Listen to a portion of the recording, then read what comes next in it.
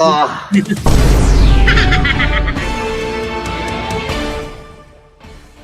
Teka, nasa messenger ko yun. Nasa messenger ko yun. Sagad lang. Where is my scriptos? Ayan. Sa ating mga balita ngayong gabi, ipinag-utos ni Ferdinand Marcos Jr. ang pagpapalawak ng subsidiya sa gasolina para sa Aray mga ko. operator ng subsidiya sa bansa.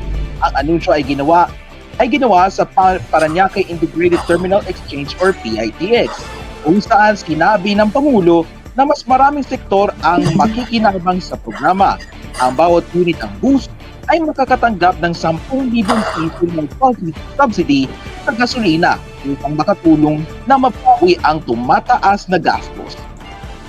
Pinag-aaralan din ng gobyerno ang paggamit ng mga digital na sistema ng pagbabayad upang mapabilis ang pamamahagi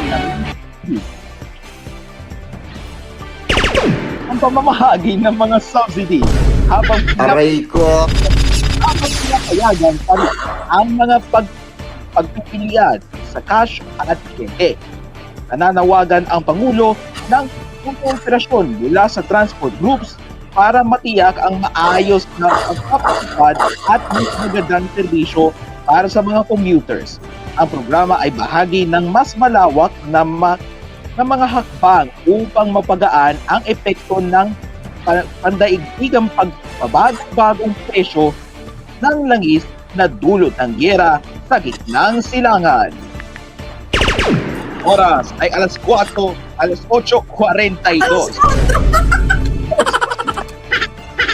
Aray ko. Ay! Okay, I'm sorry.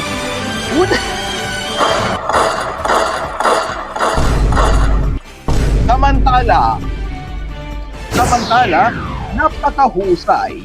Yan ang sinabi ni US President Donald Trump tapos ng kanilang pag-uusap ng isang opisyalis ng Iran. Kahit na tinatanggihan ng Iran na ang anumang negosasyon ay isinasagawa.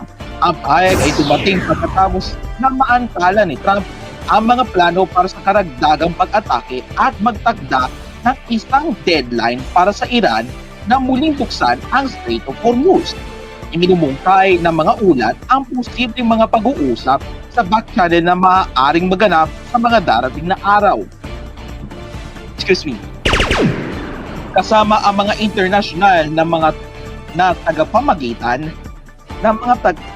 tagapamagitan.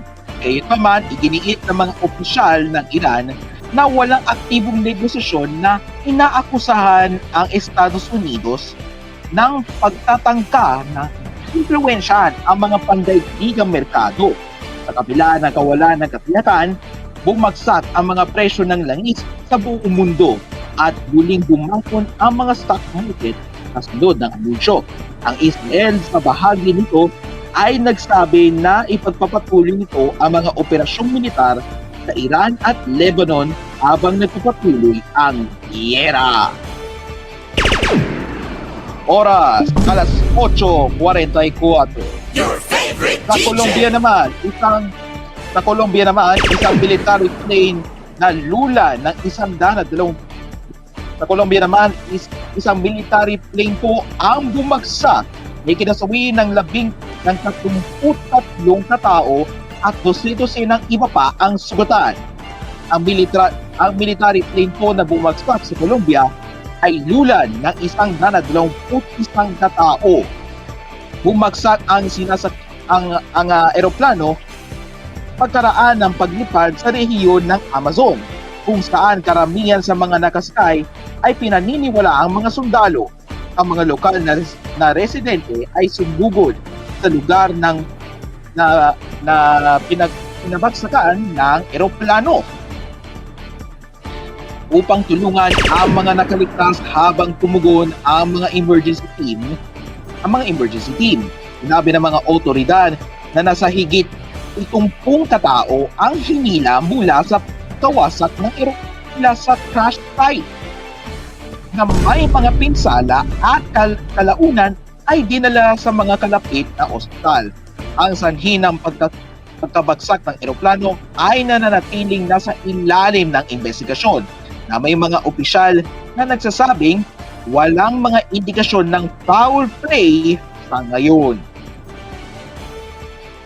Sa oras na alas 8:46, sa balik naman sa online games, ipinagsisiyasat ni Senator Risa Hontiveros ang mga online gaming platforms matapos na mapigilan ng mga otoridad ang grupo ng mga kabataan sa Laguna mula sa tangkang mass shooting sa isang paaralan.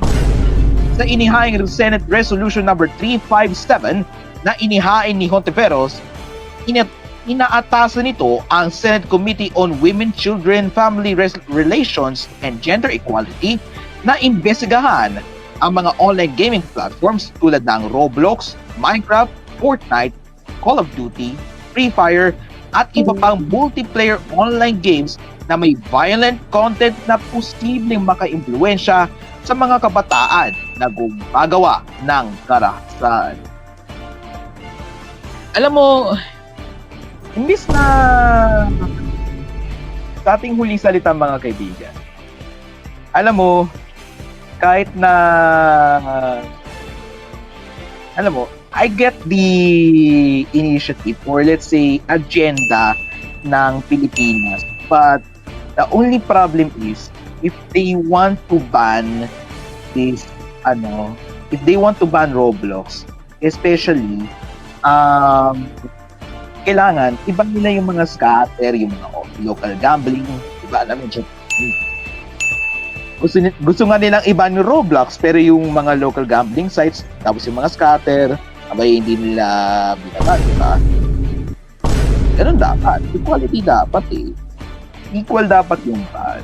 Gusto nilang iban yung Roblox, at nilang iban yung mga local sites, at saka yung mga scatters. Tsaka yung mga influencers hindi ko alata, pero yung mga alam mo na, yung mga influencers talaga, may influence sila eh. Yung mga viewers sila, may influence sila eh.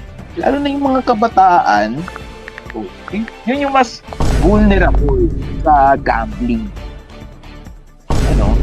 Yung mga kabataan, tsaka yung mga matatanda, yung mga matatanda, mas we can say na mas vulnerable talaga sila eh.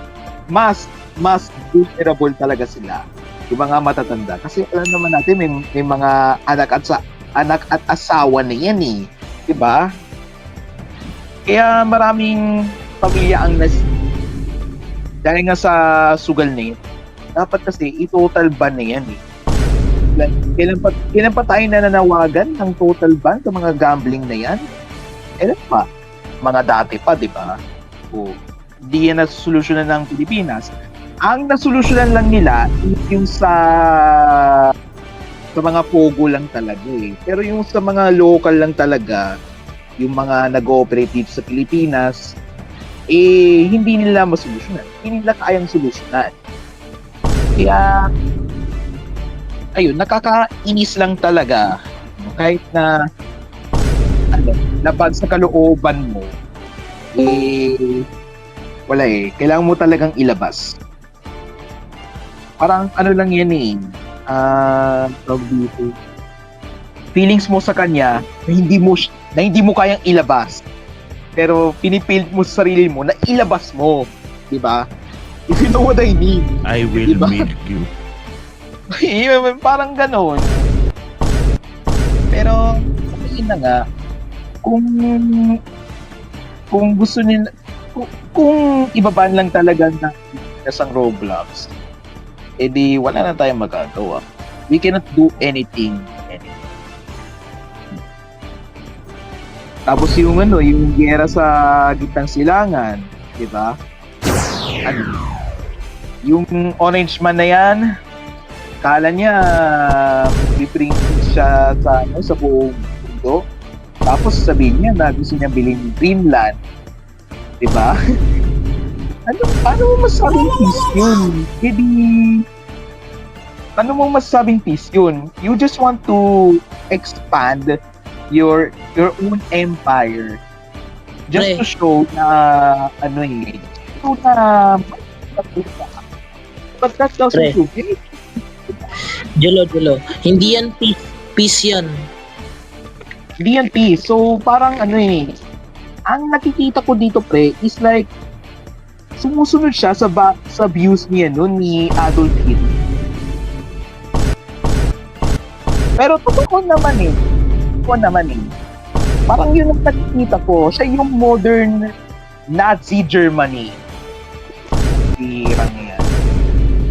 Pero ayun na nga, sa kagundad, at sana nagustuhan nyo yung bago nating assets, no, para sa Balitang 20. No? Bagong-bago yan, hindi na yung medyo may pagka-basic, yung may pagka-Filipino talaga eh. Yung isa, intro talaga yun sa atin. Alam mo na yung news, yung dating newscast ng kapatid channel. So, yun na nga. Buti nga, naging Americanized na nga tong Balitang 20 eh. Ano siya? American face. Sorry. Pixel lens, tsaka ng what I think is yung ANF, Atlanta News First. Medyo may pagkatiskan siya eh. Pero yan, nabalitaan ko na din na nag-merge daw ang Nexstar at ang Tegna, and yung viewership ng Tegna is mga 60%. Yun. Overall na yun. Diba? Tinanggal na acquisition nila. And sabi pa nga ng ilan is yung Nexstar is inacquire yung ibang stations na own ng Tegna.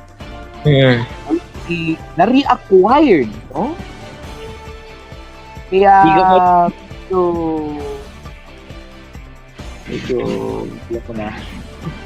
medyo again, it's shabby or shady, if you know what I mean.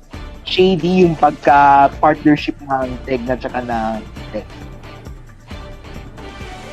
So, ayun, kung hindi nyo pa alam guys, bagong format na pala itong Balitang 20 natin, imbis na babasahin natin yung website, ang mga headlines natin is through mga, let's say, mga reliable sources na talaga ng mga news.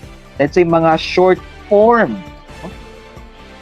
Kasi yung binabasa natin sa website is mahaba pa yun, di ba? Kaya naging Balitang 20. Dito pa yung 20 minutes, 15 nga eh, di ba? Kaya, asahan nyo na sa mga susunod na mga Balitang 20 natin, siguro, palalawakin pa natin yan. Palalawakin pa natin yung mga headlines natin. Malay nyo, may mga showbiz na din tayo. So, ayun. At yan, ang mga balita ngayong araw ng Martes, ika-24 sa buwan ng Marso, taong 2026. Ako po si Angelo Flores at magbabalik lang ang La Noche del Martes makaraan ng ilang